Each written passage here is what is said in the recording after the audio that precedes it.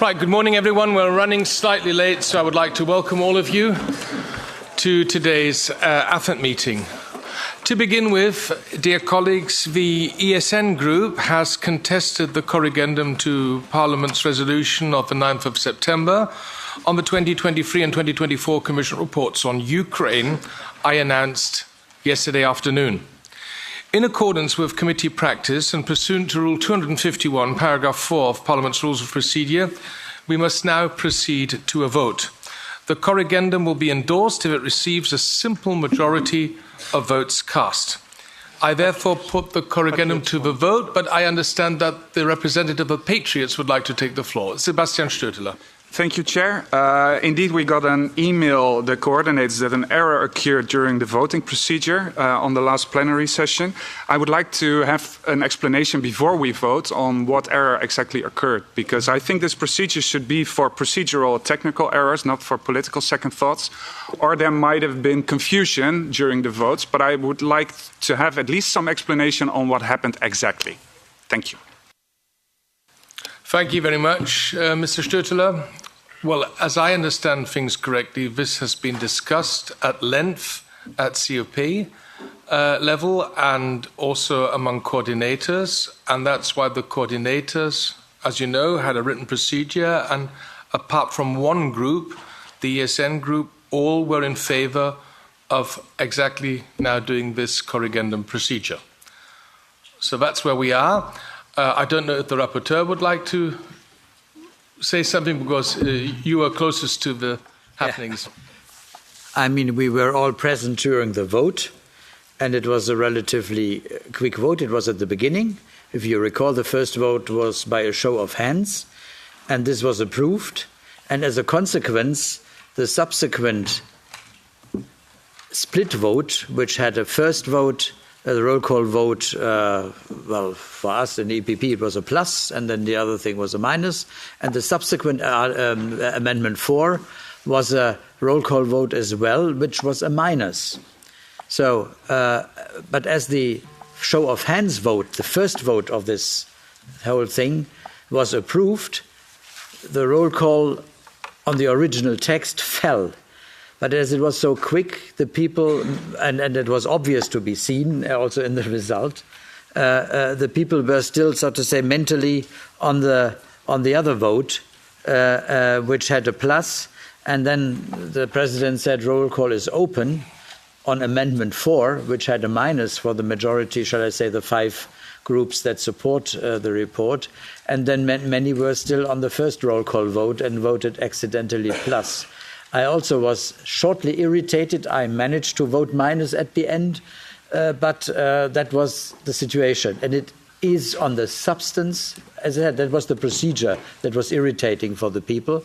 And on the substance, it also does not correspond with the general line, of course, of the report. But it was obviously a misinterpretation on which amendment we are voting. And that is the background. Thank you. Now we have Nacho Sanchez-Amor and Mark Botenga. Nacho? Well, I think Michael explained very well what happened in practice during the vote, but I would like to deny vehemently the idea of the second thought. This is not a second thought. This is not a change of opinion. This is not a political thing. The rules of procedures preview that kind of things related to procedural problems. And this is not in any way a second thought or a change of a political opinion on the substance of the amendments. Thank you, Nacho. Mark Botenga, please. No, just quickly to summarize after the intervention of colleague Galler. So we're basically doing this because some groups or EPP were unable to follow the voting list and the voting rhythm in plenary. This is what's going on, right? Hannah Neumann, please. Yeah, I think we shouldn't waste so much time on Patriots' political games, so let's just proceed with the votes, colleague. Further requests to take the floor? That is not the case. So we have to vote. Is it a roll call vote? It can be by show of hands. I mean, if we... It can be by show of hands. We vote. We can do a roll call vote. Okay, when we do a roll call vote, if that is your wish, please insert your voting cards. We're all in a good mood this morning. And the vote is now open and... Okay, those who are in favor of the corrigendum now vote in favor. Is that correct? Everyone understood that? Okay. Not that we have a corrigendum of the corrigendum.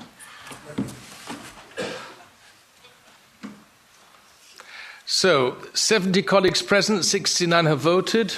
The vote is closed.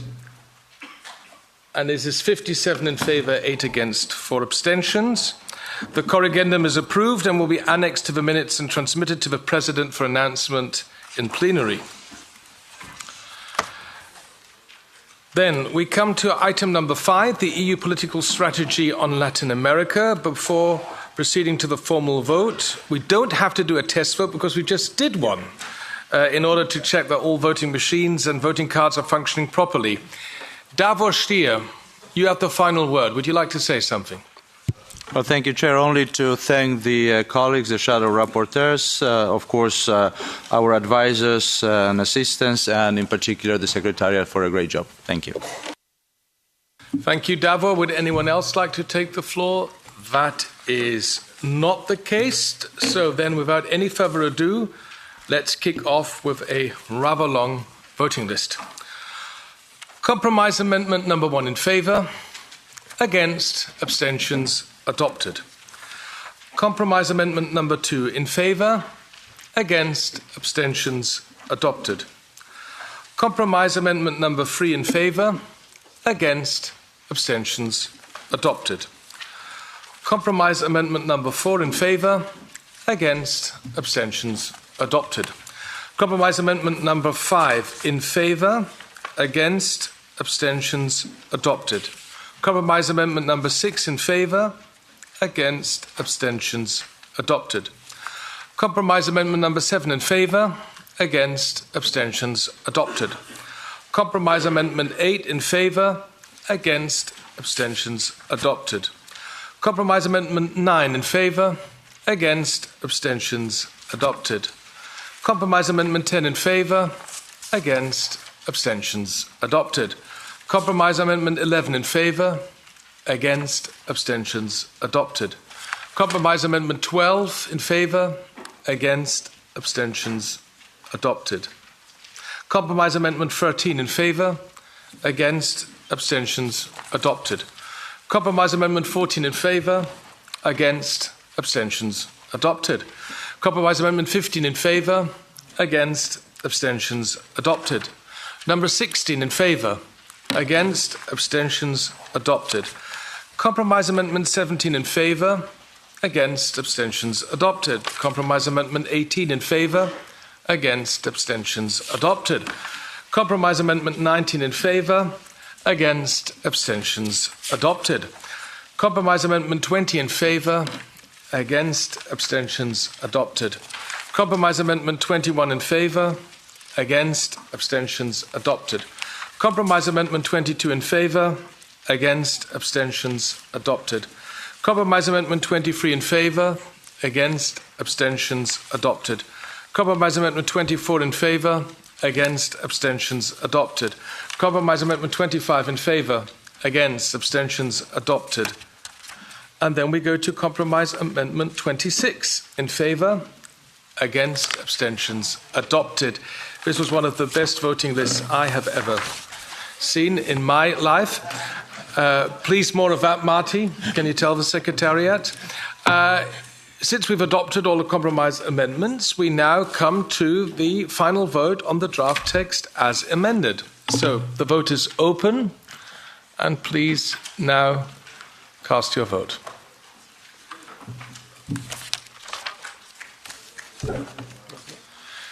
"70 on board, 70 have voted. I close, and this report has been adopted. 39 in favour, 17 against, and 14 abstentions. Congratulations to the rapporteur. We will continue in a minute. Have a wonderful day, those colleagues who are now leaving the room. David, how are you? Hello, how was yesterday? How was yesterday?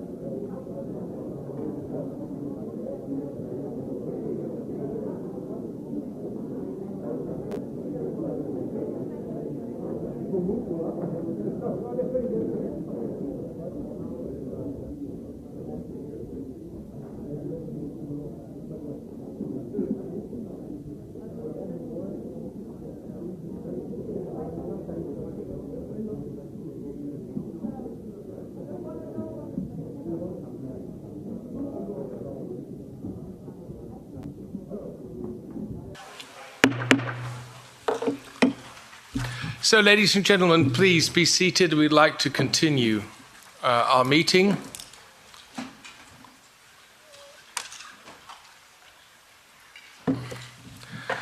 So, we move on to item number 5, the presentation of the joint communication on the new strategic EU-India agenda. And for this meeting, we are in association with the Delegation for Relations with India. The joint communication was released last week on the 17th of September. And I would first of all like to welcome to our meeting the EAS Head of Division for South Asia, Charles Whiteley. Thank you. Warm welcome, sir, who will present it now. Today, there is real momentum to deepen our cooperation with India. This cooperation is manifested by several milestones, such as the important visit of the College of Commissioners last March, as underlined by President of the Commission Ursula von der Leyen during her State of Union speech in Strasbourg. The European Union is planning to finalize negotiations on a, yes, I would say, historic deal with India by the end of this year. On the 10th of June, the EU-India Strategic Dialogue aimed to deepen our cooperation in key areas such as security and defence. The upcoming EU-India summit, which will take place during the first months of next year, will confirm this momentum. In that context, our AFET committee is planning to visit India during the first term of the next year. That's all from my side. Without any further ado, I now give the floor to Charles Whiteley to present the joint communication for, let's say, 10 minutes, and then we have time for an exchange of views. The floor is yours, sir.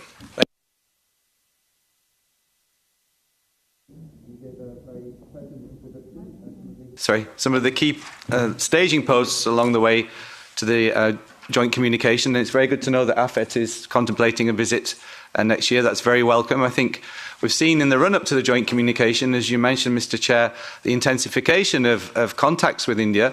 And of course, President von der Leyen laid down in her political guidelines the need for a new strategic agenda with India, followed by the unprecedented visit of the commissioners, the College of Commissioners led by the President.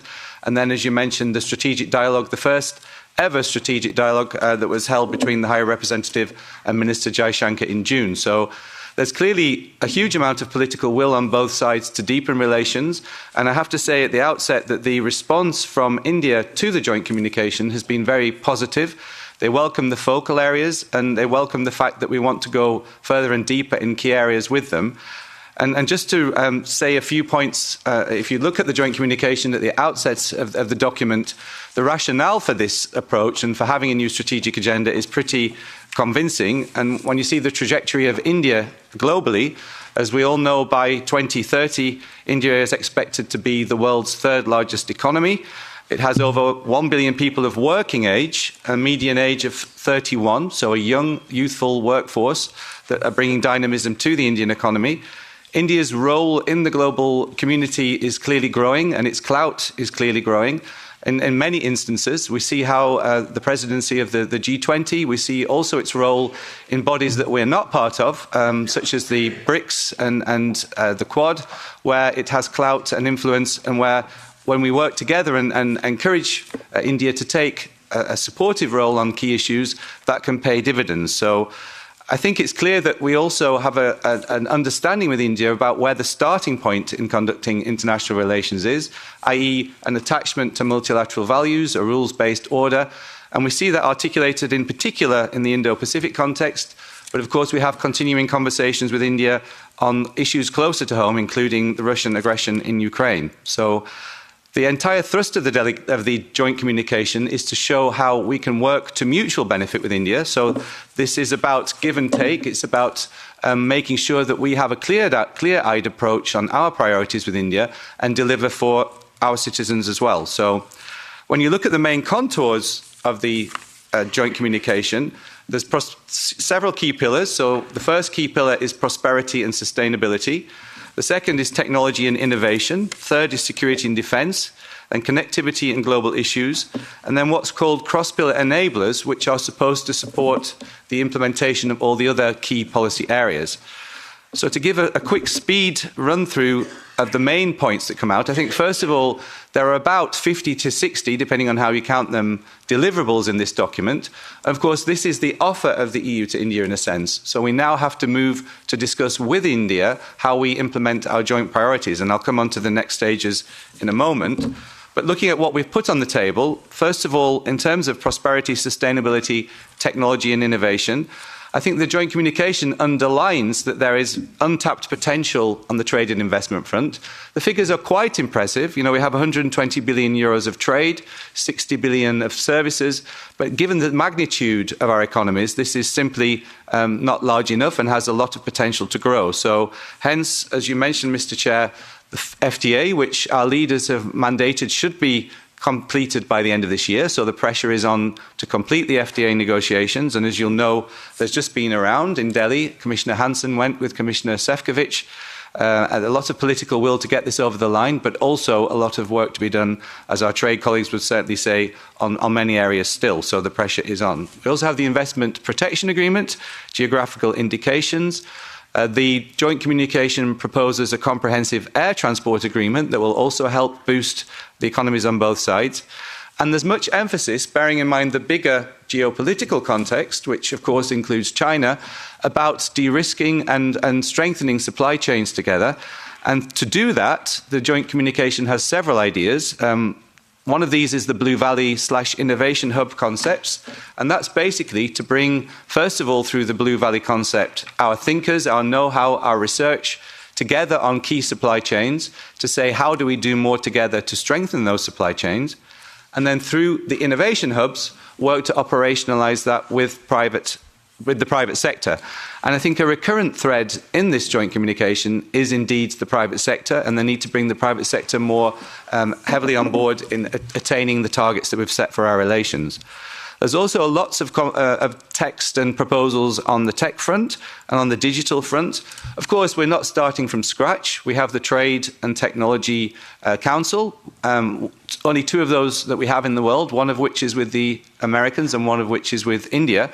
And we want to make this a more dynamic body. It's been around since 2022. There have only been 2 ministerial level meetings so far, but we're planning a 3rd one that will really inject some momentum, including, for example, on the semiconductor front and on high-tech collaboration. So that will remain the important vehicle for achieving the proposals that we've set out on the technology front.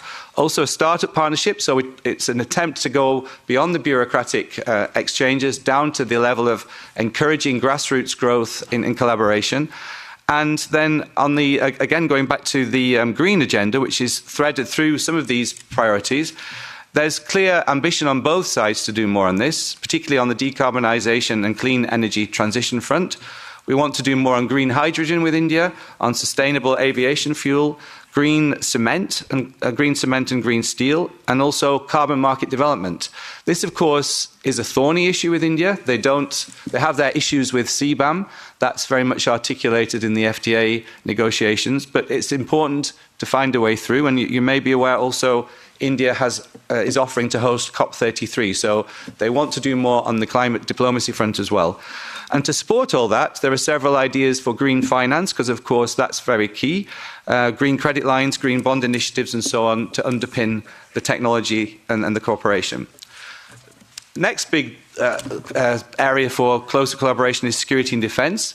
We're working on the security and defence partnership with India. This will be important also in the context of member states' relations with India, many of which have close defence collaboration. That's in the pipeline. It's, of course, under discussion in the Council. We need a mandate from member states. But accompanying that, and it will be only the 3rd of its kind in Asia, as you will know, there's an existing partnership on security and defence with Japan and Korea, so an important signal that we can do more with India. But also a security of information agreement, that's in the pipeline, that will enable the exchange of classified information, a key thing in the military context, and defence industrial collaboration. So, of course, several member states have very close connections with India on the defence industry front, but we need to do more as EU to cultivate that, and to also make sure that we have the wherewithal. India is the largest purchaser of weapons in the world now, so it's a big market. They also make weapons, and this is an area which is ripe for closer collaboration. But also, of course, in the context of trying to bring stability in a wider global context, and that's precisely why we want to do more with India. For example, in terms of joint military exercises, we've had joint naval exercises, we can do more. And of course, bearing in mind the recent discussions we've had with India on the exercises with Russia, it's important that we offer and collaborate more to the end of stability and good global cooperation in the defence field. So finally, the 2 other areas, connectivity and global issues. So that is existing projects mainly, including IMEC, where India is very keen to progress. We are keen to do more. So the India, Middle East, European Economic Corridor. Of course, there are geopolitical issues there as well, including vis-à-vis the situation in the Middle East. But INPAR is doing a lot of work now to push this forward together with the EAS and others. And there's certainly a massive appetite to do more together. And there's a massive appetite to do more together as EU and India partnership in the wider world. So that may include working more closely in multilateral fora, but it will also include trilateral cooperation projects, for example, in Africa, to work on SDG implementation and areas where we both bring something to the table. India, of course, for want of a better term, is a voice for the Global South, is a leader in the Global South, presents sometimes different visions to China, and that's something we can encourage. I think of one example, that India refers to BRICS as non-Western, not anti-Western, and that's a very important point because there are instances of India pushing back against the kind of reflexive anti-Western nature of BRICS. So we have something to gain there through closer collaboration. And finally, these mystical cross-pillar enablers, as the joint communication calls them, is simply actions that will support all of these areas. And that includes more on mobility, more on research, more on collaboration between think tanks, more on mutual understanding, because actually the degree of awareness of India in Europe and vice versa really could do with a boost, and that would include, of course, cultural collaboration and so on. But a concrete example of what we want to do is the first European Legal Gateway Office. This is a pilot project that will boost legal migration, first of all in the IT sector, but as ever, that's accompanied by more collaboration on tackling illegal migration. So the two go hand in hand. But there's a positive agenda there and possibly the establishment of a comprehensive framework of cooperation on mobility. I'll close just by mentioning next steps. So we are preparing Council conclusions that we hope will be adopted in the Foreign Affairs Council on the 20th of October. That will show that the Member States have buy-in to what we're trying to do in the new relationship, the new strategic agenda through the joint communication. We're also going to negotiate with India a new strategic agenda. I mean, there's lots of use of the word strategic, so it becomes slightly confusing, but this is a new, and actually we're calling it comprehensive strategic agenda with India that will take as our starting point this joint communication. But of course, it takes two to tango, and India may have their ideas. There may be areas where they are less keen to move forward quickly. But we want a set of time-bound commitments agreed that we can review and hopefully through yearly summits and through the yearly strategic dialogue with the High Representative have a good take on where we're heading with relations. So, and then, of course, the summit, Capitol, which we hope will happen in early 2026, and we're awaiting a date from the Indian side to confirm that. So thank you again for the opportunity. Mr. Chair, I'll stop there for now. Thank you very much, Mr. Whiteley, for your presentation and your valuable insights. I now give the floor first to the Vice Chair of our Delegation for Relations with India, our colleague Carla Tavares, for 3 minutes. Please. Thank you, Mr. Chair, Mr. Whiteley, dear colleagues. I will speak in Portuguese. It's more easy and more fast. We don't have a lot of time. Gostaria de começar naturalmente por saudar a adoção pela Comissão Europeia desta nova agenda estratégica da União Europeia e Índia. Conforme já aqui foi dito, quando comparamos com a agenda anterior de 2018, podemos constatar que a parceria com Nova Delhi se reforçou e que o potencial de cooperação futura é mais amplo do que nunca, e isso é muito importante. Eu não vou entrar em todos os detalhes, porque o Mr. Whiteley já o fez e muito bem, mas permitam, para além de todas as áreas que foram referidas e de facto esta extraordinária importância da Índia enquanto grande parceiro da União Europeia, duas questões que nos parecem também à delegação da Índia muito importantes.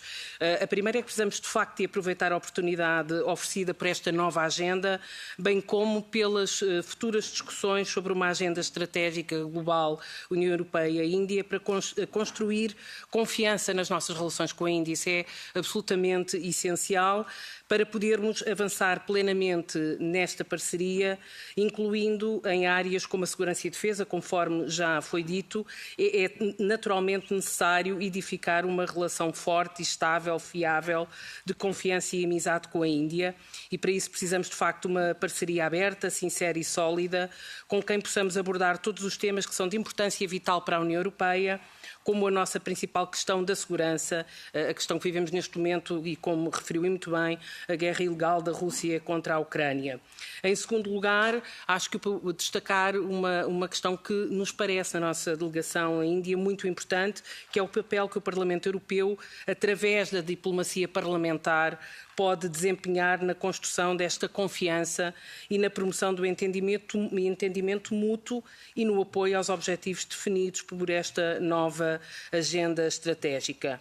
E, portanto, estamos muitíssimo confiantes, achamos que este é um passo muito importante. O Parlamento tem tido aqui, através das suas comissões, um papel muito ativo e muito participativo, e saudá-lo assim em particular também pelo extraordinário trabalho e pela ligação que tem feito aos diversos comitês aqui no Parlamento Europeu. Muito obrigada.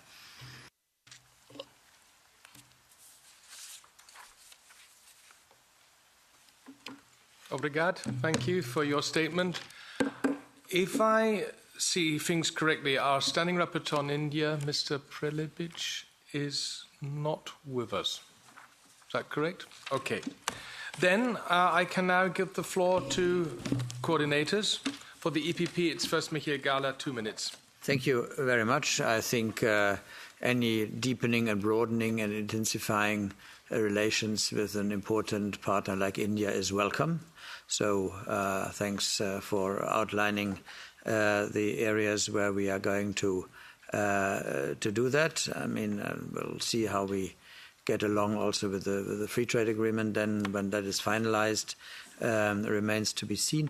My question, I mean, of course, on the global, in the global picture, we note that India has, for instance, of course, apparently not done any sanctions on Russia or not shared it. India has, to the contrary, has profited from the fact that we are banning Russian oil, and they have got it at a probably reasonably good price.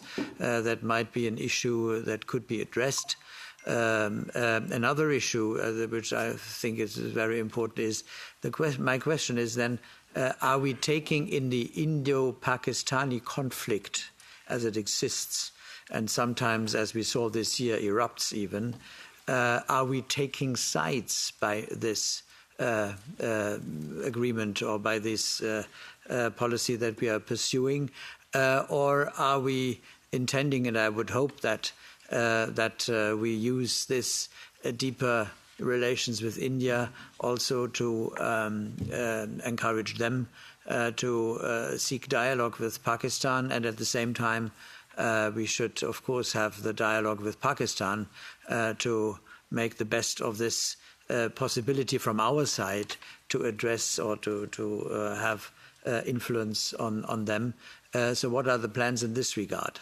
Thank you. Thank you, Michael. For the S&D, Nacho Sánchez-Amor. Sí, gracias. Voy a hablar en español. Este es un acuerdo cuya magnitud y la importancia de lo que puede traer, especialmente en materia de comercio con el futuro acuerdo, está ocultando por ese enorme volumen cosas que en otro tipo de acuerdo con países menos del tamaño de un elefante podríamos estar hablando. Porque este es un perfecto reflejo de nuestra nueva política exterior, por lo que tiene y por lo que le falta. Lo primero, por una absoluta sensación de ansiedad que damos al pasearnos por el mundo buscando acuerdos en un clima internacional que todos conocemos y que no voy a explicar, y nuestros socios saben que estamos ansiosos por tener acuerdos y lo utilizan en muchos sentidos. Y por eso digo que este es un acuerdo que refleja perfectamente el modo de ser de nuestra política exterior, que ya no tiene nada que ver con el artículo 2, artículo 3 de los tratados, derechos humanos, ¿no? Prosperidad, tecnología, seguridad y defensa y conectividad. ¿De qué no hablamos? No hablamos de algo de lo que solemos hablar con países menos importantes, aunque tampoco pongamos mucho interés en ello. Derechos humanos, violencia contra las minorías religiosas, leyes similares a las rusas extorsionando financieramente a las ONGs, activistas de derechos humanos detenidos sin juicio 5 y 6 años, todas esas cosas que no citamos. Y no es necesario, señor Whiteley, que me diga que hay 4 o 5 referencias a los derechos humanos en la declaración. Hay referencias a los derechos humanos en ámbitos que tienen que ver con lo digital, que tienen que ver con la candidatura de India al Consejo de Derechos Humanos de Naciones Unidas, y para eso hay que leerse lo que dice Naciones Unidas que están pasando con los derechos humanos en la India, pero no hay ninguna insistencia en nuestros principios y valores. Y yo creo que es algo que el Parlamento debe reseñar, porque somos, al parecer, al menos algunos de mis colegas, los que continuamos pensando que nuestra política exterior tiene que estar basada en principios y deberes. Una cuestión concreta.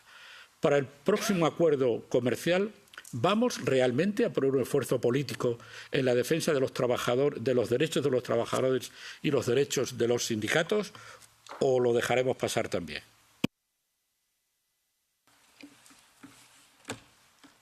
Thank you. Would somebody like to take the floor for the Patriots Group? That is not the case.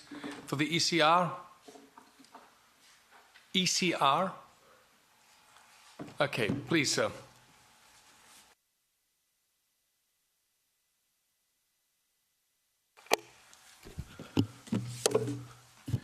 Je vais parler en français. Dans ma qualité de président de la délégation pour des relations de l'Union européenne avec les pays de l'Asie du Sud, j'aimerais tout simplement demander à M. Wadley de préciser quelle est la situation exacte en ce qui concerne l'accord sur l'eau entre l'Inde et le Pakistan qui, donc, comme suite à un attentat, comme on sait, l'Inde a montré du doigt le Pakistan à son tour a demandé une enquête internationale et comme suite à ça, l'Inde a menacé de passer à la suspension de l'accord sur l'eau. On sait très bien que le Pakistan dépend 50% de l'agriculture et donc j'aimerais savoir quelle est la situation exacte en ce qui concerne cette suspension de cet accord. Merci. Thank you. For the Renew Group, Hilde Woutmans, is that? No? Okay. Anyone else from the Renew Group? That is not the case. For the Greens, Sergej Lagodinsky.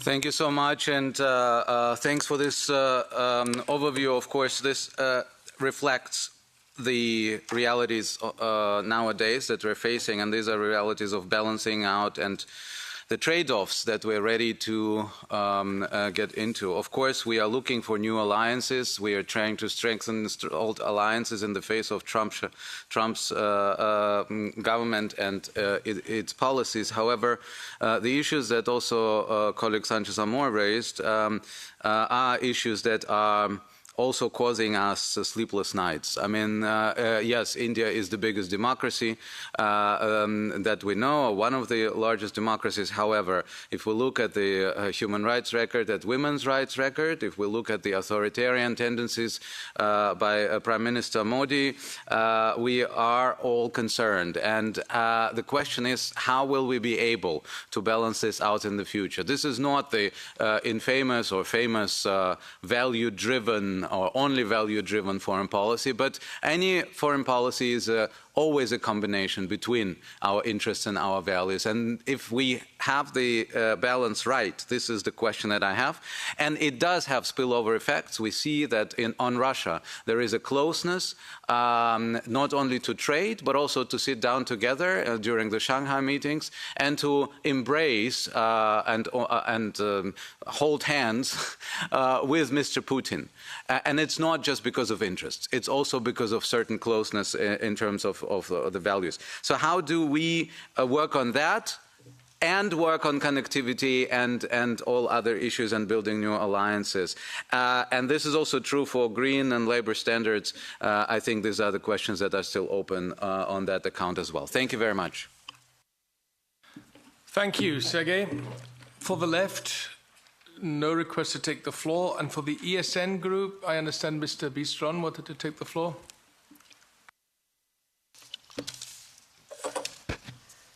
Thank you very much, Chair. We are perfectly aware that we are living in times when the monopolar world is going to the end. We are facing the multipolarity, and India is a very important player. It was already mentioned by the colleagues here that India is taking sovereign decisions, that they were not participating in sanctions, for example, against Russia. They are actively engaging in the BRICS. And now we are coming, my question is, do you have informations how our politics is received within India? Do you have the feedback on our actions? Let's take just two examples. The first is we were exposing sanctions against Russia, and those sanctions were hurting our industry, were hurting our people. So what the Indians think about such a politics? What is the feedback to you? And also, is it the topic that that we have heavy problems with corruption within the European Union? We have the head of Commission, which is under prosecution about corruption. We have heavy oppression of the opposition within different states of the European Union. We have several cases of manipulation of elections.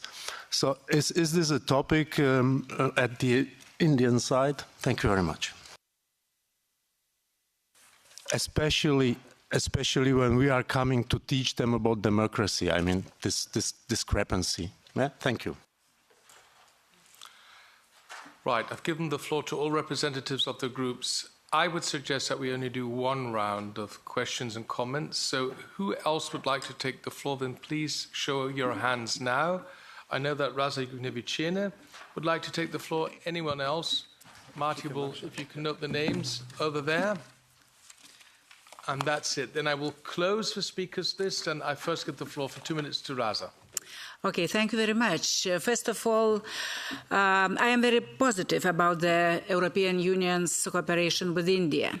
But the participation of Indian troops in the Zapat exercise was briefly mentioned.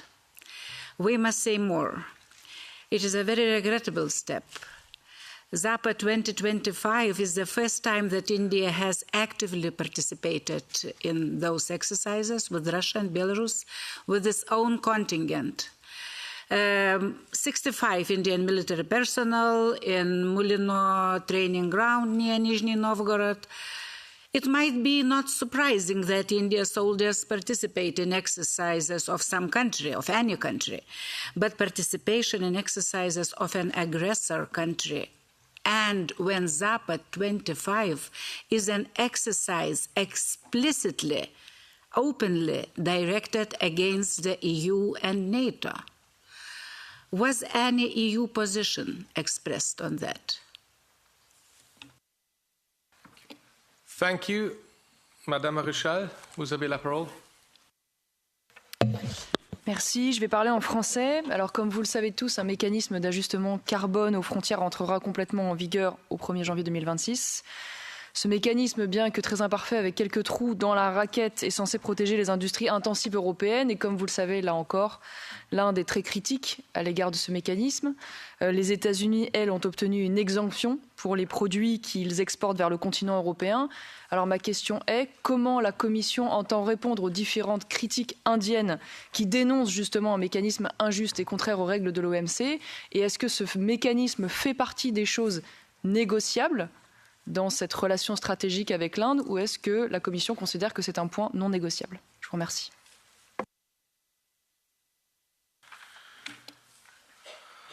Merci bien, Madame. Arkadiusz Mularczyk is then our final speaker. Thank you. I will speak Polish. Indie importują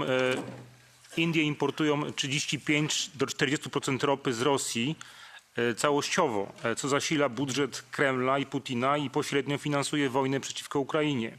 Jakie działania podejmie Komisja, aby ograniczyć import rosyjskiej ropy poprzez Indię, uniemożliwić także reeksport tych produktów na rynek Unii Europejskiej? To jest kluczowy temat. Druga kwestia dotyczy naszej ostatniej wizyty Komisji DROA Praw Człowieka w Bangladeszu, gdzie odwiedziliśmy obóz uchodźców Rohingya z Myanmar, z Birmy, gdzie 1 300 000 ludzi żyje w drastycznych warunkach. Podkreślam, w drastycznych warunkach. Część z tych uchodźców Rohingya jest wysyłanych z Indii do Birmy. Ci ludzie tam żyją za $12 na miesiąc. Mówię o całych rodzinach. Indie są krajem, które mogłyby pomóc ten problem rozwiązać w relacjach z Bangladeszem czy też z Birmą.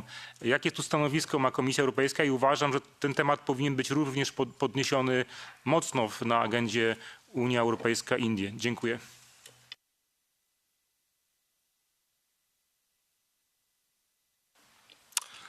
Thank you, Arkadiusz.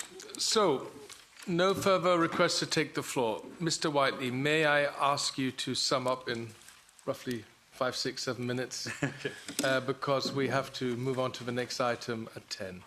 The floor is yours. Thank you so much, Mr. Chair, and thank you to the members for the questions. And first of all, just to express thanks to Madam Tavares and for what the committee is doing, also with Madam Niebler, to really engage with India. I think that's very much appreciated, also, of course, with other South Asian countries. And I think your pinpointing of the word trust is very important, and I think this is what the essence of the joint communication is about, including in areas that have been mentioned where we don't fully align, of course, with India. Mr. Gala, the point about relations with Pakistan, I mean, that's a very important point, and you will have seen that the High Representative was very active during the latest skirmishes, the latest military exchanges between India and Pakistan following the Pahalgam terrorist attack. She spoke to both foreign ministers twice. And it's key, of course, that we cultivate relations with Pakistan as well, and that's happening through various mechanisms, strategic dialogues. The engagement is very much there. So I wouldn't see this as taking sides, because we're, proceeding ahead with the deepening of the relations with India. It's very much propelled by, as we've discussed, geopolitical realities, but that doesn't mean to say the relations with Pakistan, of course, are being neglected. And maybe I can just add there the point that was made by Mr. Sturza about the water, and that is, of course, a key potential flashpoint in the future, and it's a point we're engaged very much on the Indus Water Treaty with both India and Pakistan to try to make sure it doesn't escalate. Clearly, there are differences of positioning from India and Pakistan. The World Bank, as you know, under the treaty has a certain role, but only a certain limited role. And as you mentioned, there's a difference in terms of the appetite for involving international mechanisms, but certainly in our discussions, and this goes for when the High Representative had the strategic dialogue with India, we encourage common sense and a pragmatic approach, bearing in mind, of course, that Pakistan relies heavily on those waters for its agriculture. So we want to encourage all discussions on that between India and Pakistan. Mr. Sanchez Amor, the points about the nature of the joint communication and the fact that it's driven by interests, and I'm glad that you did point to the fact that there are 5-6 references to human rights. Of course, it's not the main thrust. I would absolutely admit that human rights is not the main thrust of this joint communication. It's clear from what the leaders agreed in Delhi that the economic security angle is first and foremost, and the security and defence angle is first and foremost. But we must absolutely not, of course, overlook human rights. And we have continuing exchanges with India. We have the human rights dialogue. We have our annual report, public annual report, that makes clear our concerns on various issues. And that will continue. And I think, especially in areas like counterterrorism, and as you rightly said, that's an area where we mention human rights in the joint communication. It's an area where we have different perspectives to India, but that's why we need to carry on discussing, and we have a dedicated counterterrorism dialogue where we also bring human rights into the mix. But it's not disappeared. It has to be there, and it's important it's there. And we also, of course, engage with civil society in India. We have a women's empowerment program for €3 million to support women's rights. So we're trying to do our best through our civil society support and through the dialogues to keep human rights on the map. And I think it was a very interesting point that the honourable member mentioned about how India sees us, because, of course, these are always two-way discussions. And, of course, when we talk about human rights, they ask about the nature of our migration debate in Europe, whether we will see governments that move even more strongly in the direction of talking about this issue. So they do raise issues with us, and they do raise our stance, of course, on these issues as a free and open discussion in the human rights discussion. I'll just find where I am. I think to move to the point about, it's important to of course, the point about Ukraine and the Zapad exercises. You may have seen that the High Representative, when she was having the press conference for the launch of the joint communication, made some very pertinent and clear points about this. She has discussed it with her Indian counterpart to express deep concern about this exercise and, as you say, the way it's framed by the Russians. But that is the essence of why we want to work more with India on security and defence across the board, in defence procurement and defence industry, because India clearly has long-standing relations with Russia, has been very reliant on Russia for supplies of weapons, and we need to push ahead with our engagement with India on this to bring up positions closer together on all fronts. And to respond on the point about oil, of course, there are sanctions in place under the 18th package on Nayara oil refinery, the second largest oil refinery in India, 49% owned by Rosneft, the Russian company. This is a key signal about how important the issue is for the European Union. But we also have to understand that India has its particular views on the oil issue. And India's position that's articulated when we discuss this with them is, you have not yet stopped as European Union importing energy from Russia. We are struggling to provide energy for 1.4 billion citizens. We find it difficult to purchase our oil elsewhere in present prevailing circumstances. I'm not saying I agree with these points. I'm telling you what the Indian side says to us. And so it's important to carry on that conversation. And of course, we're moving to a situation from January 2026 when there'll be a full import ban on refined petroleum products derived from Russian crude from the EU, and India is paying attention to this. So they're aware of the possible implications, both geopolitically but also, of course, commercially. And this is an issue that's very much on the table with India in every conversation we have. So. But I think it's important to bear in mind also India's constructive role in engaging with the Ukraine. Prime Minister Modi has invited President Zelensky to visit Delhi. He's talked to President Zelensky regularly. I believe there'll be a meeting at UNGA.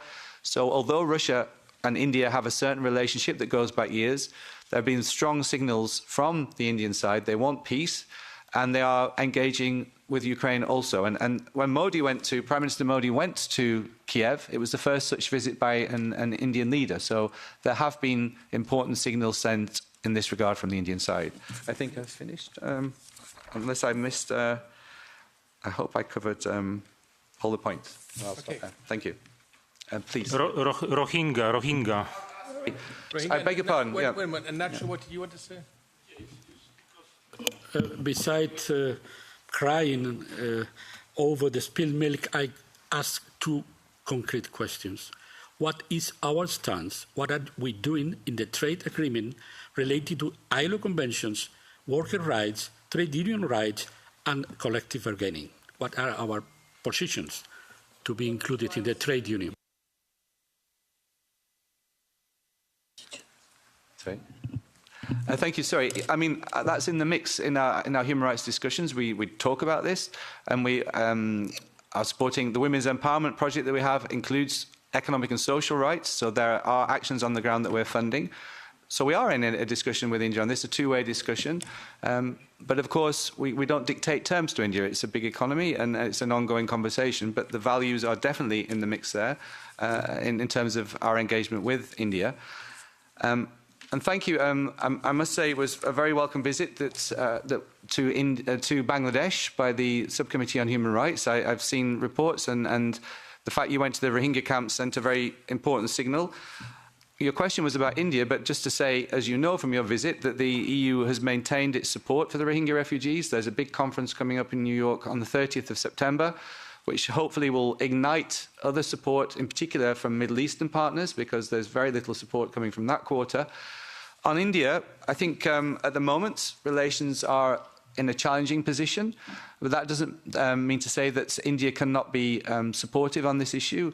I saw on the ground when I was posted in Bangladesh for 3 years until last year, that India was trying to be helpful on this issue because it's, of course, a question of stability as well as humanitarian assistance. If the camps become even more of a hotbed for recruitment, trafficking, it creates an instability, and that's instability in a neighbour of India's.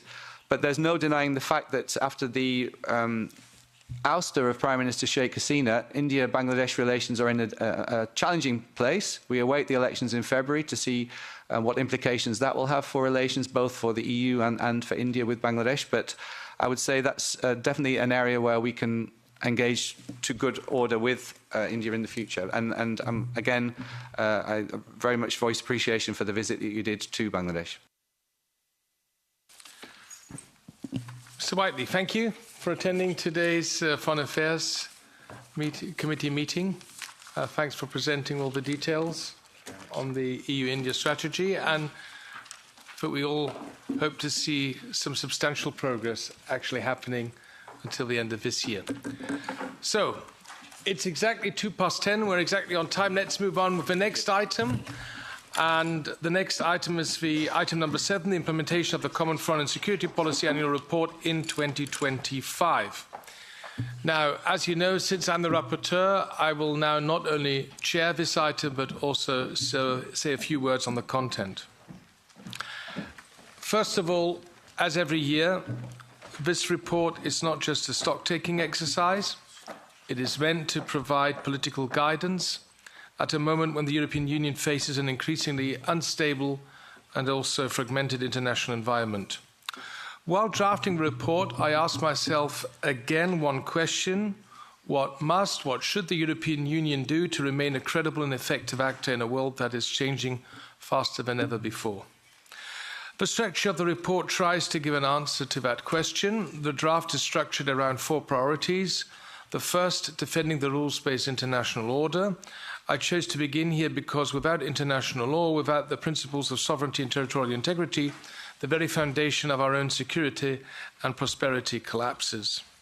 The Russian war of aggression against Ukraine is not only a war against one country, it is a direct attack on the system that protects, in the end, all of us.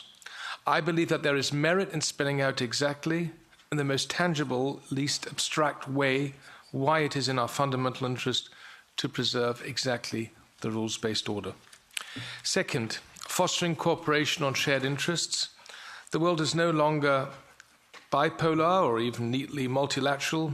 It is increasingly transactional. That means that the European Union cannot rely on our normative power alone. We must actively build tailored partnerships, not just with like-minded democracies, but also with those key players in Africa, Latin America, the Gulf, Central Asia, and the Indo-Pacific. That will shape the future of the world order. This is not about abandoning our values, but about making sure that they are backed up by credible interests and concrete delivery.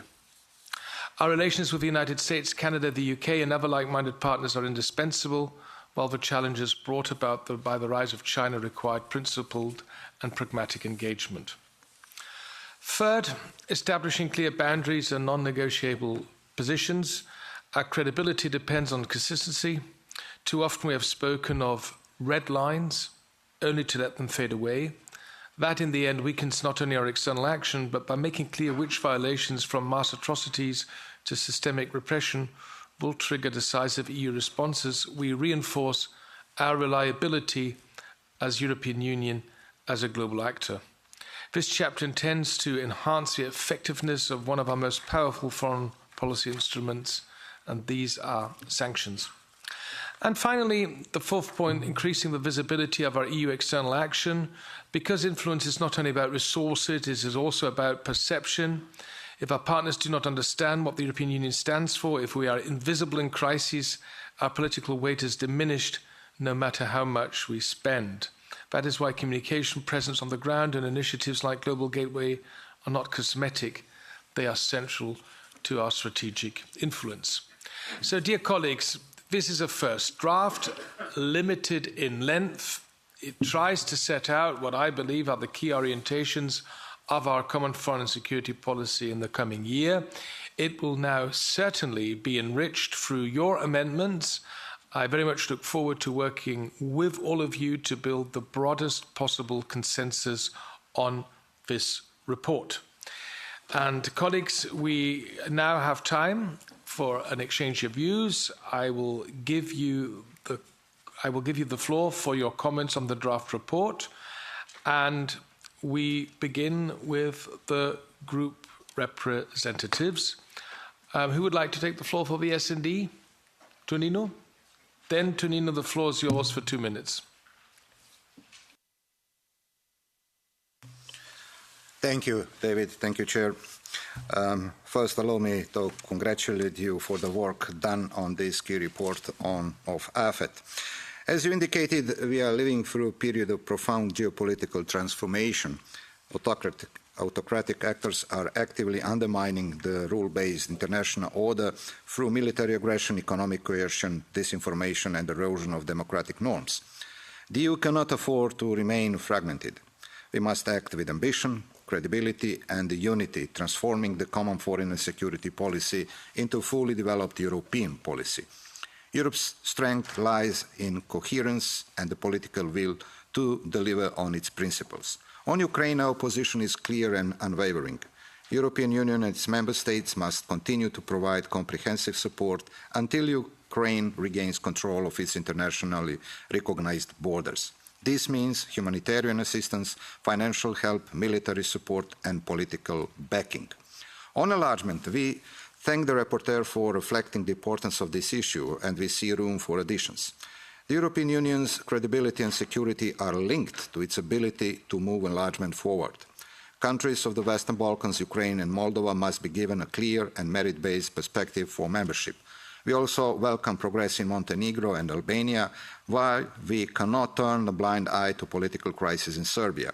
For our group, enlargement is not a technical exercise, but a strategic, merit-based investment in Europe's stability, democracy and future.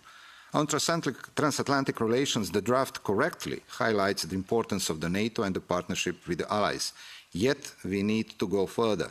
The EU must strengthen its own capacity to act in order to be a stronger and more reliable transatlantic partner. Strategic autonomy and credible defense capabilities are not alternatives to alliance, but conditions for making it stronger. Turning to the Middle East, we are deeply concerned by the escalation in Gaza, where military operations have led to devastating humanitarian consequences. We reaffirm support for a negotiated two-state solution based on the 1967 borders with Jerusalem as a shared capital. Illegal settlements and rising violence in the West Bank must end. To conclude, European Union's foreign policy must be principled, coherent and effective. The S&D Group will present constructive amendments to reinforce above-mentioned priorities. Thank you. Thank you very much, dear Tonino, for your positive comments. For the Patriots, Sebastian Stöteler, 2 minutes. Thank you, Chair. I don't need 2 minutes. This report, the implementation of the Common Foreign and Security Policy. I know this is a yearly report of the European Parliament, but the competence for foreign policy lies with the Council and is based on consensus, which means that all government representatives of all the member states need to agree before common foreign policy even exists. Now, this report asks for, or it believes at least, that there's a need for a stronger parliamentary oversight on the EU's external action. And I would like to ask you, as a rapporteur, how exactly do you see this and how does this relate to the treaties if the Council is responsible for external action and if it is based on consensus? So how should the Parliament's role be implemented and included in these treaties? Thank you. Thank you. We'll come back to that in a moment. First, we have the speakers, the shadow rapporteurs. Who would like to take the floor for the ECR? That is not the case. For Renew, Hilde Woutmans, please. Sorry. Okay, Arkadiusz for the ECR. Thank you, Mr. Chairman. I welcome the rapporteur's realistic approach to international security. Cooperation with the United States remains essential for Europe's defense and global stability. But this partnership must go hand in hand with the great responsibility on our side. The EU and its member states need to increase defense spending, strengthen capabilities and coordinate their security policies more effectively. Only then we will be ready to face current threats and protect the values on which Europe is built. At the same time, we will table amendments to further strengthen the report to call for the higher defense spending, stronger capabilities and better coordination of security policy among the European Union member states. Thank you. Thank you, Arkadiusz. Now for Renew Group, Hilde Woutmans. Well, thank you very much, and thank you very much, Chair, of course, for this report. I think it comes as an important moment. I think we all see what's happening in the world. We heard it already from the colleagues, and I think if we see the image that there exists outside Europe from us, I think we still have some work to do. So I think this report really needs to focus on the role that Europe needs to play on the international scene. And so for me, there are really very good elements in there. but I really think we should strengthen a little bit more on the paragraphs on the Middle East. Since we voted last week the resolution in Strasbourg, I think we can update the position on the Middle East, and since what's happening today at the UN Council in New York. I also think on United States and China, I will send in some amendments, you know, as a standing China rapporteur and with an upcoming report. I think there we can elaborate a little bit more, and especially also on the United States. As the chair of the African delegation, it must not surprise you that I will hand in some more insights about the relationship that Europe should have with Africa. But then on the core, I really think if we want to have an impact on the international scene, we have to reform Europe. We have to reform also the common foreign and security policy. So the name of my group says is Renew Europe, renew the policy on foreign affairs. So we will definitely hand over some suggestions on that part. But thank you very much for this very good draft, and looking forward to collaborate together with the colleagues to make it even stronger. Thank you very much. Thank you, Hilde, for your kind words. Next, for the Greens, Sergej Lagodinsky. Thank you so much, Chair. Thank you, Rapporteur, for this very good starting point for our conversations. It's a strong foundation for EU foreign and security policy, and I would like to contradict vehemently to the colleague from the Patriots. This Parliament does play a big role, and the parliamentary track is an important part of diplomacy and international relations. Talk to people in other countries, talk to those who rely on our position, and yes, we cannot send troops, but we can do a lot on promoting certain topics, and those topics then show up during the meetings of the Council. So I wouldn't be as pessimistic as you were. Yes, we have to focus. We have to focus on the necessities, and the necessities on the global level now that the United States is occupied by Trump. And with Trump, these necessities are multiple. Well, let's start with what is dear to our heart, of course, climate and security. Climate change is one of the greatest security risks, yet nobody is looking at it. And unfortunately, also in the first draft, this topic hasn't been highlighted, so we would like to work in that direction.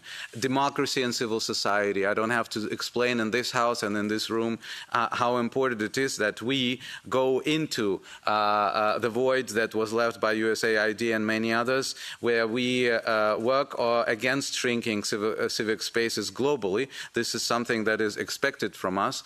And by the way, this is also concerns also women's and minorities' rights, including LGBTI communities. There are no global powers anymore who advocate this. There is a void, and there is a necessity for us. The same is with UN rules-based order. UN is a cornerstone of international order, and for us in Europe, it will remain this way. It is a necessity for the global design of international relations. The same is to international law, and with that, I am on Gaza and Israel. We will need to address this. This is unfortunately or fortunately the elephant in the room that is not covered, and our group will do everything to shed light on this as well. And finally, strategic autonomy. Unfortunately, we don't have a choice than trying to reduce our over-reliance on the United States. We will have to speak it out, and spell it out in this report. I think this is another elephant, and we will have to describe it in words and emotions. Thank you very much. Looking forward to our cooperation. Thank you, Sergej. For the left, Mark Potenga, please. Merci, Monsieur le Président. Merci pour le rapport. Il y a des aspects du rapport avec lesquels on est d'accord, évidemment, comme votre insistance sur le droit international. Je pense que c'est important. Après, il faut être cohérent.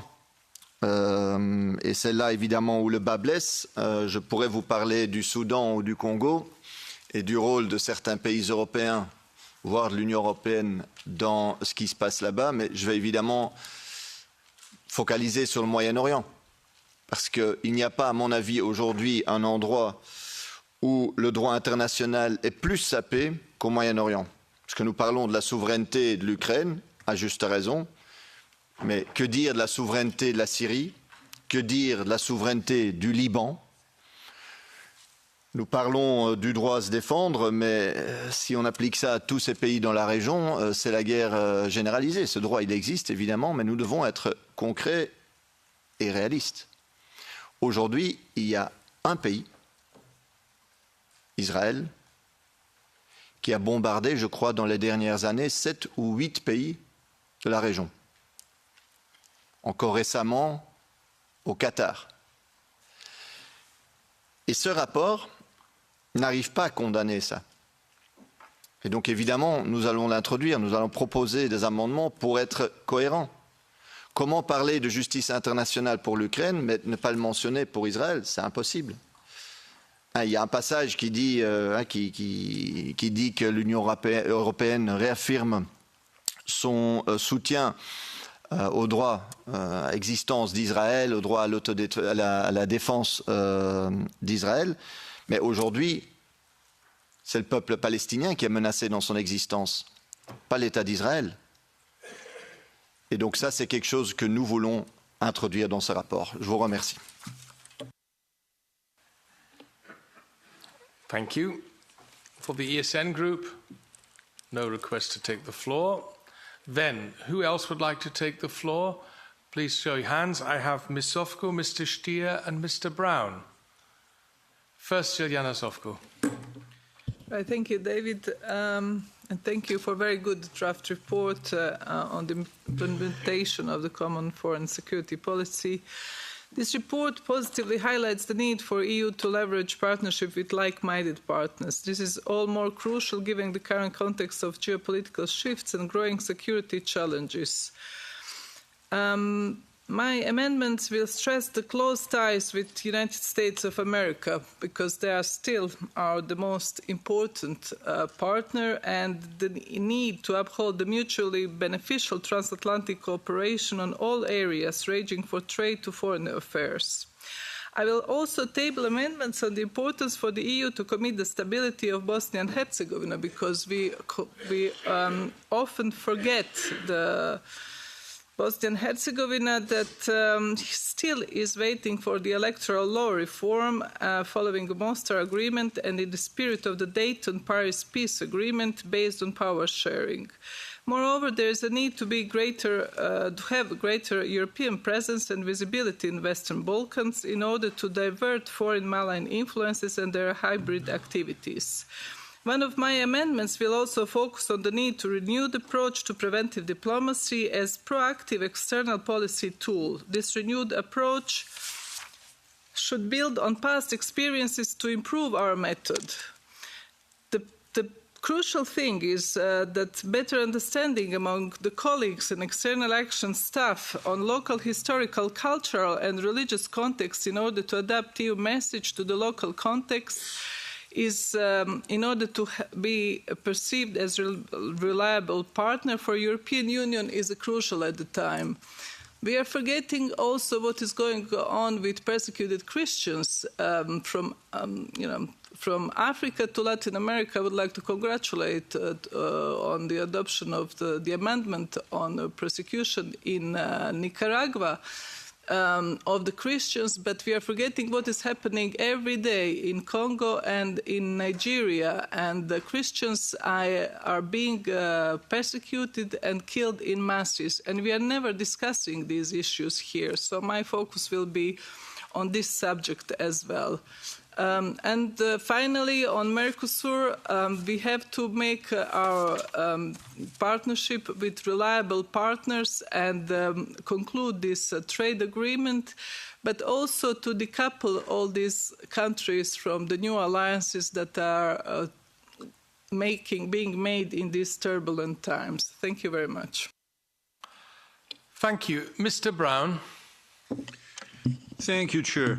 Your report is, as usual, more about propaganda than real politics, obviously. But it is very interesting to read how you seem to feel the recent, most up-to-date trends in the political correctness dimension So I can see that you are very much attached to the Ukrainian-Russian war. This is your favorite conflict that you would like to use as an excuse for every other omission or every kind of European Union's wrong policies. So this is kind of funny when you forget to mention the results of your previous engagements in crusades like the anti-Syrian crusade that led to the destruction of peace in that country. And you, sir, personally, I remember, were engaged in that crusade, calling it, as usual, fighting for democracy or something. Now we have no democracy. We have Christians being hunted over there, but you remain mute and blind, as well as far as the atrocities of the Jewish state located in Palestine are concerned. You are waiting probably for somebody else to mention the genocide that is underway there, but you are not willing to propose any decent evaluation of this horrible situation, this horrible policy. So, as usual, I will be reading the final result of your work with interest, but with no hope for truth and decency. Thank you very much. Mr. Brand, thank you. You are now 1 minute over time, but I was very tolerant. Just one comment, dear colleague. I cannot accept this. You just described Israel as the Jewish state located in Palestine. The name of the country is Israel. That's the term we use here, and I will not discuss this with you. Davor Stier. I can only mention that this is very characteristic that you are so touchy in this. Mr. Brown, I didn't give you the floor. Okay, stick to the rules. Davor Stier, please. Thank you, Chair. And after 2.5 minutes of propaganda, may I just welcome your excellent draft report. I think that you resisted the temptation to transform this report into an accumulation of country reports and keep the strategic dimension of it, trying to provide guidance, as you mentioned, in a world that, in my view, has a combination of both elements of a bipolar and a multipolar system. Bipolar because we are living in days when the system that was designed, established, and led by the United States in 1945 and then restructured and strengthened after the fall of the Berlin Wall now has been challenged by China, and that competition has elements of bipolar system. But it's not as ideological as during the Cold War. We see more and more actors, including the European Union, seeking strategic autonomy, and that gives then elements of a multipolar system as well at the same time. In this context, I think it's good to focus on what is happening in the European continent, and obviously the most prominent issue is the Russian aggression against Ukraine, continues to be. Obviously, we need to look to our south and to see what is going on in the Middle East, and you are addressing that point. I think that in addition to what has been said about the war between Israel and Hamas, I think we need to see also the regional competition there between Turkey and Israel and Saudi Arabia and Iran when it comes to the balance of powers in that region. And then, of course, to finalize the integration of the European project, and that's why I think it's worth giving so much space also to the Western Balkans and their integration. In addition to that, the position of the EU needs to be defined by the role that we are playing in a challenging global context, and then the strategic relations with Latin America. We just approved the report on that. What my colleague Zhelia Nazovko said about Mercosur is quite relevant, as well as the discussions that we recently had with the communication in India. So all in all, I think it's an excellent draft. I'll try to table some amendments, but it will go pretty much in the direction that you already signaled. Thank you. Thank you. I'd overseen one colleague, Mr. Goumar, but then I can close the speakers list. So, Mr. Goumar. Thank you, Chair. I will speak in French. Nous examinons aujourd'hui un rapport qui, une fois encore, s'efforce de concilier les intérêts de l'Union européenne avec ceux de pays tiers, sans toujours regarder, de mon point de vue, la réalité en face.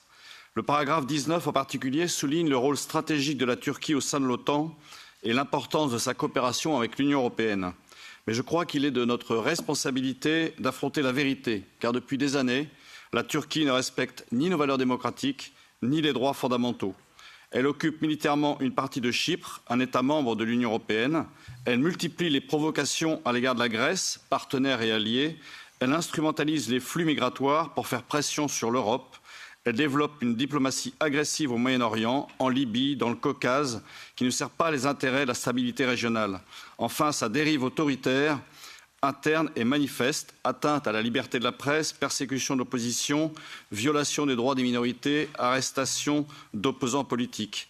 Dans ces conditions, continuer à prétendre que la Turquie reste un candidat crédible à l'adhésion à l'Union européenne relève selon moi de l'illusion.